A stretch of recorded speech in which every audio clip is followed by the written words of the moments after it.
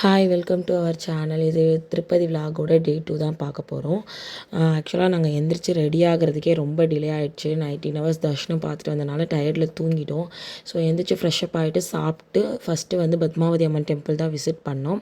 அங்கே பார்த்திங்கன்னா ஆல்ரெடி வந்துட்டு விஐபி தர்ஷன் அப்படின்னு சொல்லிட்டு 1 hour லாக் பண்ணி வச்சுருந்தாங்க. ஸோ கூட்டம் ஜாஸ்தியாகவே இருந்தது. டிலே ஆயிரும் அப்படின்னு சொல்லிட்டு நாங்கள் வந்து அங்கேருந்து கிளம்பிட்டோம். அங்கேருந்து கிளம்பி நியர் எது ஃபேமஸான டெம்பிள்னு கேட்டோம். அங்கே ஃபஸ்ட்டு வந்து கங்கம்மா டெம்பிள் கூட்டிகிட்டு போனாங்க. அங்கே வந்து அந்த கோயில் வந்து செமையாக இருந்துச்சு. அந்த அம்மனுக்கு வந்து அலங்காரம்லாம் சூப்பராக பண்ணியிருந்தாங்க.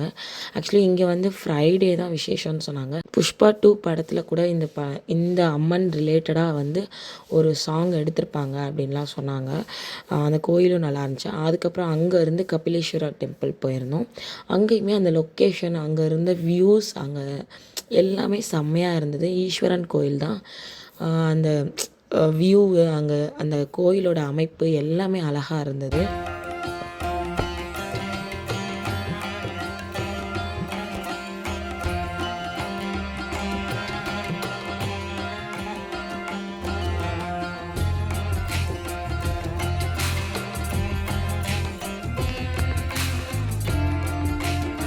அதுக்கப்புறம் பார்த்திங்கன்னா அங்கே வந்து ஒரு தெப்பம் இருந்தது.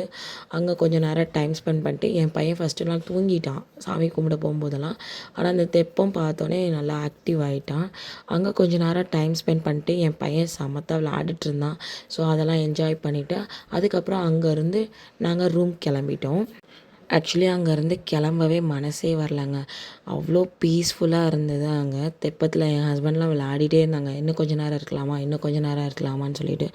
அப்புறம் நான் தான் வந்து இல்லை டைம் ஆகிடும், நம்ம பஸ் வேறு புக் பண்ணிட்டோம், சரி கிளம்பணும் அப்படின்னு சொல்லிவிட்டு அவங்கள கம்பல் பண்ணி கூட்டிகிட்டு வந்துட்டேன். அதுக்கப்புறம் பார்த்திங்கன்னா ஒரு 1 hour வந்து ரூமில் ரெஸ்ட் எடுத்துகிட்டு நல்லா ரெடி ஆகிட்டு அதுக்கப்புறம் கோவிந்தராஜர் டெம்பிள் வந்து கொஞ்சம் ஃபேமஸான டெம்பிள், இங்கே கண்டிப்பாக போகணும் அப்படின்னு சொல்லியிருந்தாங்க. நாங்கள் எடுத்த ரூமுக்கு நியர் தான் இருந்தது, வாக்கபிள் டிஸ்டன்ஸில் தான்.